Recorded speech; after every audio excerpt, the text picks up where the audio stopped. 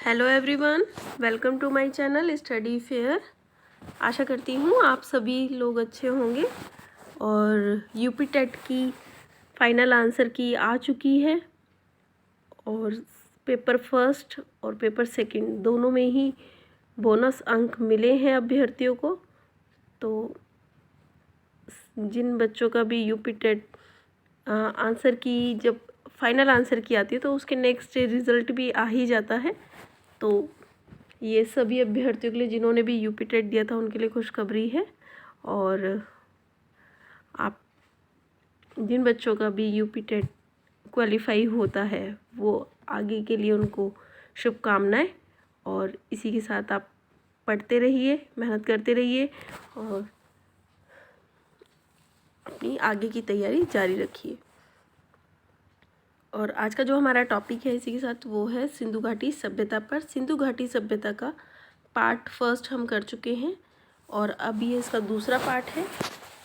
और पहले पार्ट में हमने जो सिंधु घाटी सभ्यता का भाग 1 था उसमें हमने सामाजिक जीवन, व्यापारिक जीवन के बारे में पढ़ा था और कौन कौन से स्थल वहाँ पर हमें मिले हैं उनके बारे में पढ़ा था। अब भाग 2 जो है इसमें हम पढ़ेंगे सिंधु घाटी सभ्यता के जो स्थल हैं उनकी खोज कब और किसने की और वहाँ से कौन कौन से हमें अवशेष प्राप्त हुए हैं। तो चलिए स्टार्ट करते हैं। सिंधु घाटी सभ्यता भाग 2। हड़प्पा सभ्यता के साक्ष्य। अब जो हमारी सिंधु घाटी सभ्यता थी उसका जो पहला नगर था जिसकी खोज की गई थी वो था हड़प्पा।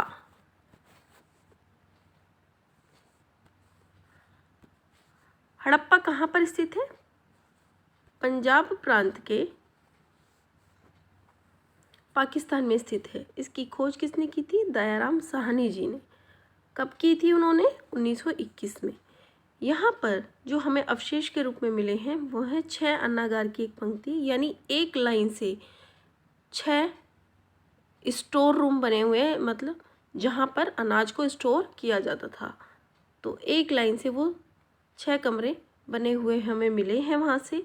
इसी तरीके से मातृ देवी की मूर्ति, क्योंकि जो हमारा हड़प्पा कालीन समाज था वो मातृ सत्तात्मक था, तो मातृ देवी की ये लोग आराधना करते थे, पूजा करते थे और वहाँ से हमें मातृ देवी की पत्थर की मूर्ति भी मिली है।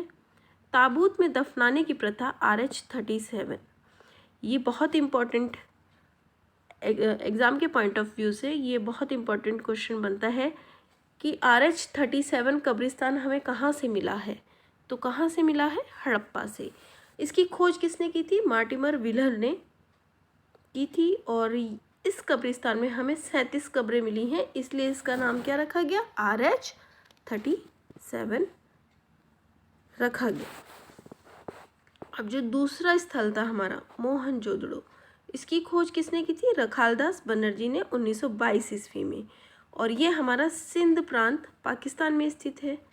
यहाँ से हमें नर्तकी की कांसे की मूर्ति मिली है, दाढ़ी वाले व्यक्ति की मूर्ति मिली है, यानी एक पुजारी हैं, ठीक है, या फिर वो किसी राजा की भी हो सकती है, तो उनकी पत्थर की मूर्ति मिली है हमें वहाँ से।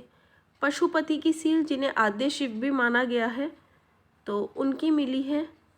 और उनकी जो पशुपति की सील है उन पर 5 जानवरों की चित्रांकन हुआ है, जिसमें है बफेलो यानी भैंसा, डियर, हिरन, एलिफेंट हाथी, रेनासोरस एक सींग वाला गैंडा और टाइगर बाघ।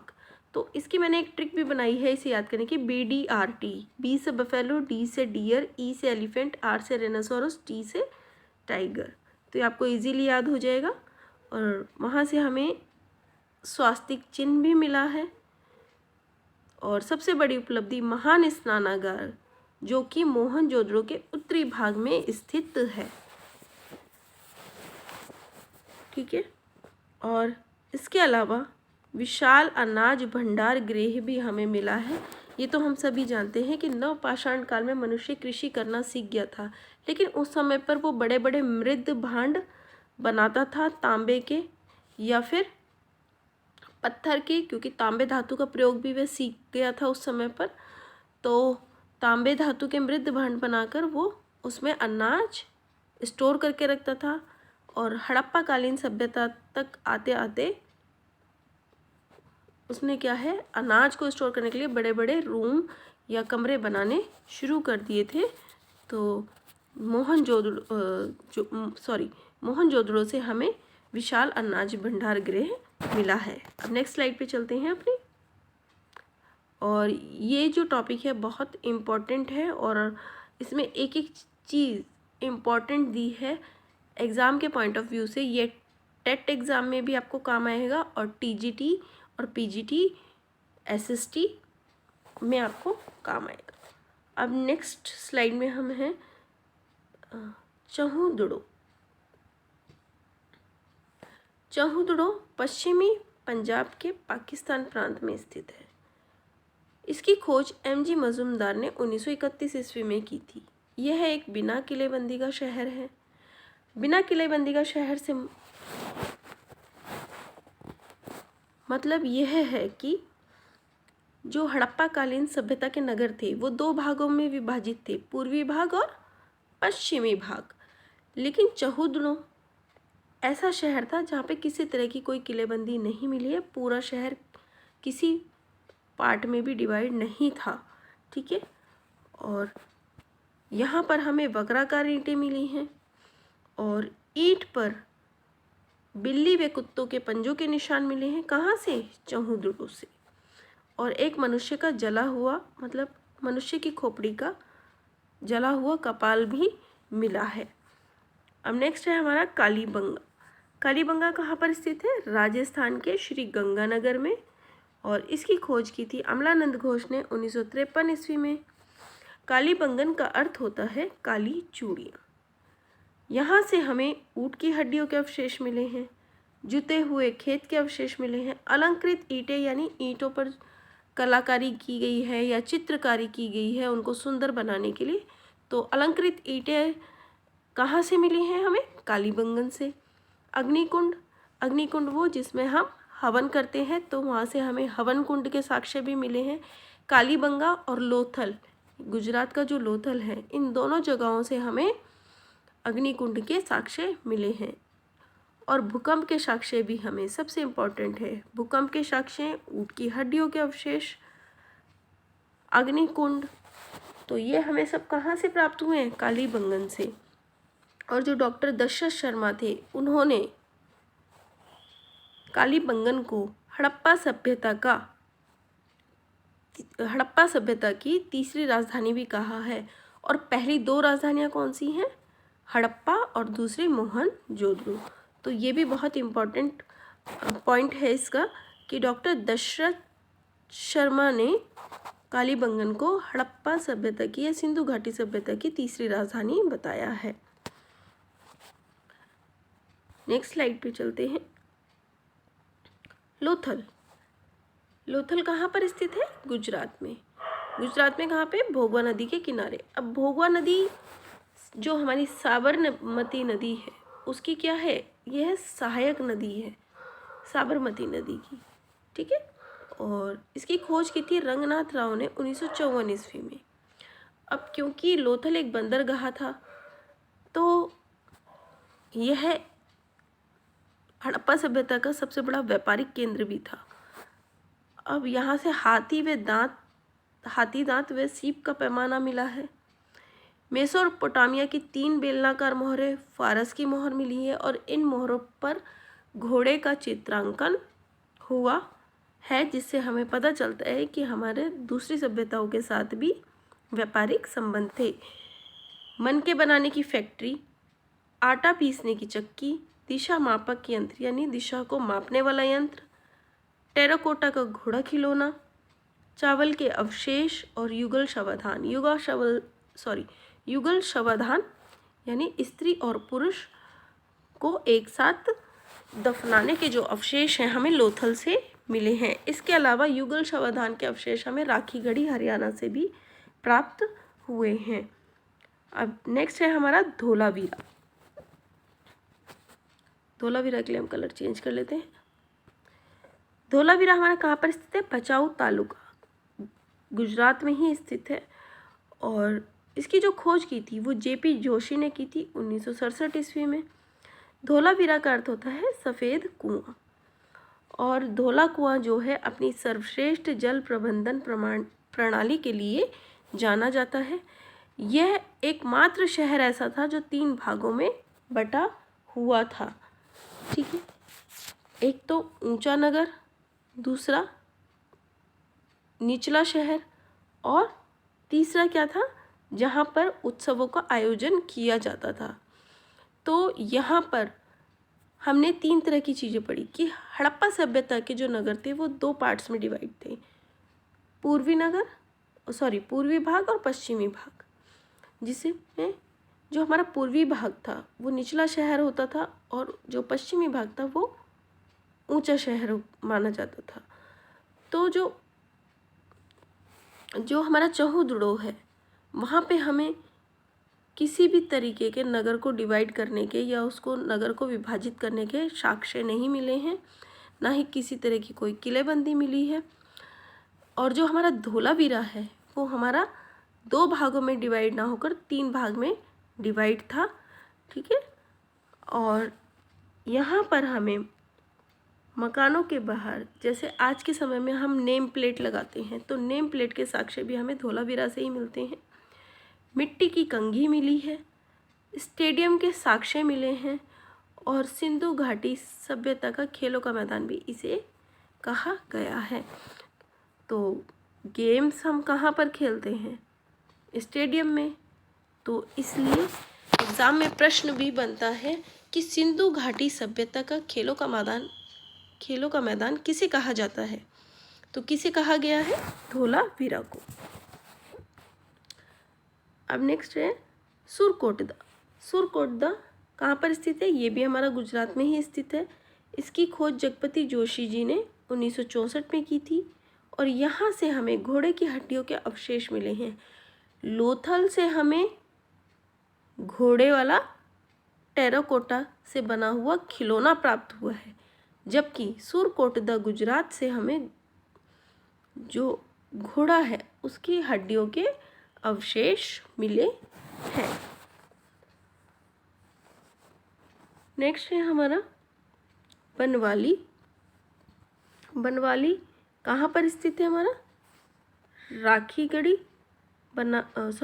बनावली और राखीगढ़ी हमारा हरियाणा में स्थित है। बनावली की खोज जो है रविंद्र सिंह बिष्ट जी ने की थी 1973 ईस्वी में, और राखीगढ़ी की खोज सूरज भान जी ने 1959 ईस्वी में की थी। अब बनावली से हमें क्या मिला है? मिट्टी का हल मिला है, और वहाँ से हमें मिट्टी के बर्तन भी मिले हैं, कुछ तांबे के बर्तन भी मिले हैं। ठीक है, और हड़प्पा सभ्यता का जो सबसे बड़ा स्थल कहा गया है, किसे कहा गया है? राखीगढ़ी को कहा गया है। और राखीगढ़ी से हमें औरत के शरीर का कंकाल भी सबसे पहले हमें यहीं से प्राप्त हुआ था। और अभी मैंने थोड़ी देर पहले ही बताया था कि लोथल से हमें युगल शवाधान के अवशेष प्राप्त हुए हैं, और हरियाणा के राखीगढ़ी से भी हमें युगल शवाधान के अवशेष मिले हैं। अगर एग्जामिनर एग्ज़ाम में दोनों ऑप्शन डालता है तो हम लोथल को करेक्ट करेंगे, और अगर ऑप्शन में लोथल नहीं होता है, राखीगढ़ी होगा, तो हम राखीगढ़ी को सही करेंगे। ठीक है, यानी ये दोनों ही ऑप्शन जो हैं करेक्ट होंगे आपके, राखीगढ़ी और लोथल।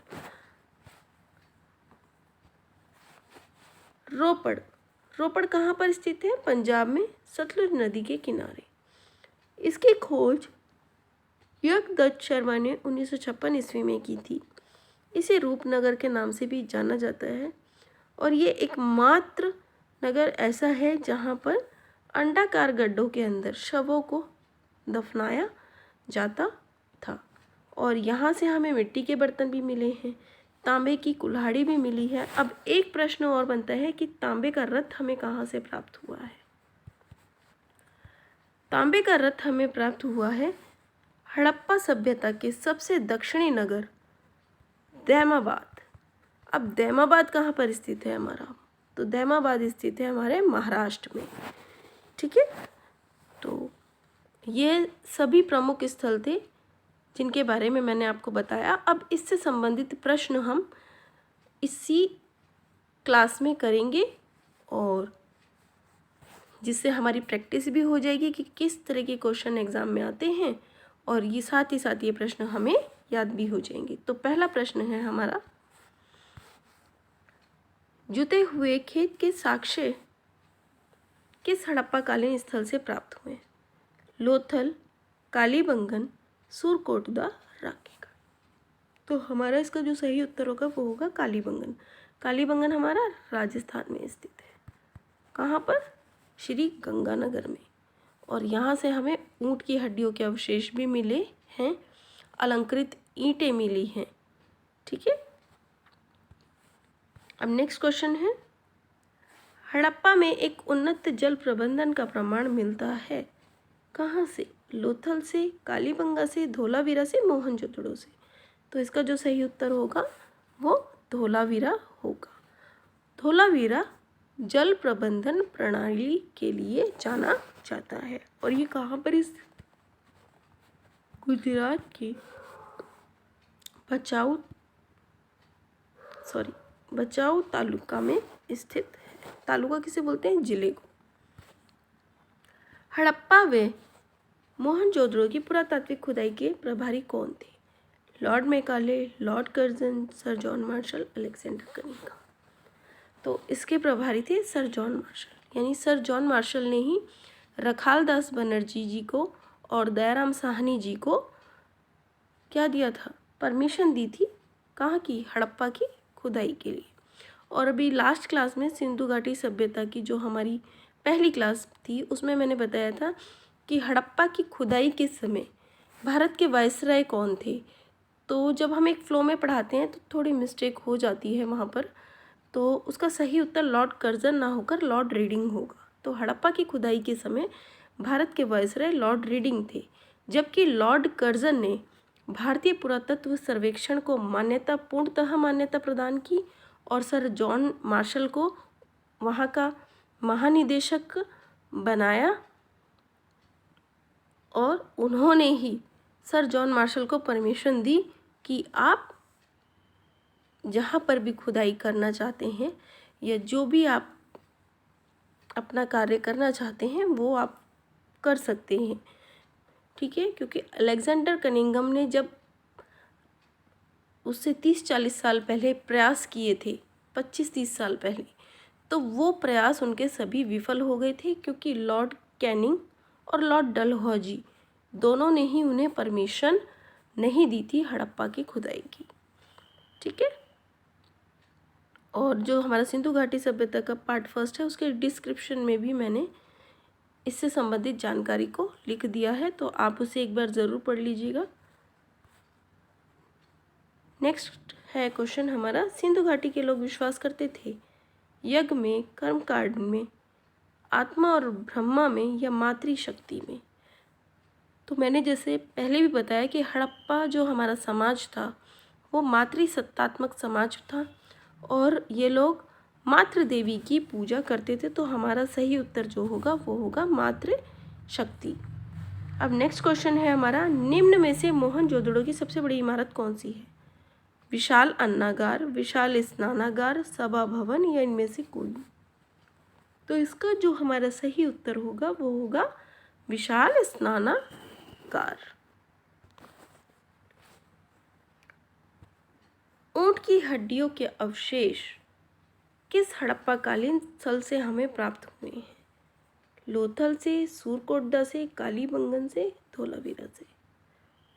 तो ऊंट की हड्डियों के अवशेष जो हमें मिले हैं वो मिले हैं कालीबंगन, राजस्थान से।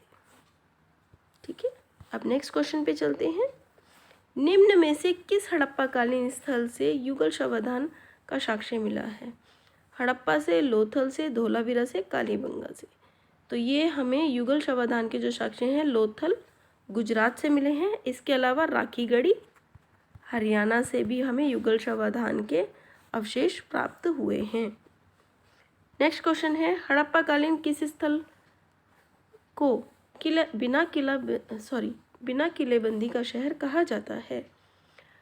हड़प्पा, मोहनजोदड़ो, चौहुदड़ो, बनावली। तो इसका जो हमारा सही उत्तर होगा वो होगा चौहुदड़ो। हड़प्पाकालीन सभ्यता का भारत में सबसे बड़ा स्थल कौन सा है? बनवाली, राखीगढ़ी, रोपड़ या सिंध प्रांत। तो इसका जो सही उत्तर होगा वो होगा राखीगढ़ी, हरियाणा। नेक्स्ट क्वेश्चन है, हड़प्पाकालीन स्थलों से अभी तक किस धातु की प्राप्ति नहीं हुई है? चांदी की, सोना की, तांबा की या लोहे की। तो आपकी जानकारी के लिए बता दूं कि उन्हें लोहा जो है उसकी कोई जानकारी नहीं थी, यानी लोहा धातु के बारे में वह नहीं जानते थे। चांदी वो अफगानिस्तान से आयात करते थे।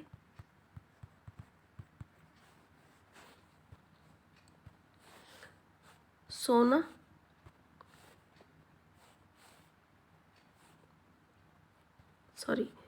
ये ज़्यादा मोटा हो गया है पेन, ठीक है ना, तो इसको हम सही कर लेते हैं। ये सोना कहाँ से मंगाया था? कोलार, कर्नाटक से आयात किया जाता था। तांबा, खेतड़ी कहाँ पर स्थित है? हमारे राजस्थान में, ठीक है। इसे मैं शॉर्ट फॉर्म में लिख रही हूँ RJ। और लोहे के बारे में तो मैंने आपको बताया ही है कि उन्हें इसके बारे में कोई जानकारी नहीं थी। लोहे की जानकारी हमारी कब हुई? उत्तर वैदिक काल में, ठीक है। अब नेक्स्ट क्वेश्चन है, किस हड़प्पाकालीन स्थल से नृत्य मुद्रा वाली स्त्री की कांस्य मूर्ति प्राप्त हुई है? हड़प्पा से, मोहनजोदड़ो से, कालीबंगा से, बनावली से। तो इसका जो हमारा सही उत्तर होगा वो होगा मोहनजोदड़ो से, ठीक है। और ये रही हमारी डांसिंग गर्ल, ये चित्र में आपको नजर आ रही होंगे। नेक्स्ट क्वेश्चन है, किस हड़प्पाकालीन स्थल से पुजारी की प्रस्तर मूर्ति प्राप्त हुई है? राखीगढ़ी से, हड़प्पा से, लोथल से, मोहनजोदड़ो। तो इसका जो सही उत्तर होगा वो होगा हमारा मोहनजोदड़ो से। और ये रहे हमारे पुजारी या दाढ़ी वाले बाबा जी, जो कि बहुत ही आंख बंद करके शांत मुद्रा में बैठे हुए हैं। और इनके जो कपड़े हैं ये भी देखिए, इन पर भी क्या है? कलाकारी की गई है।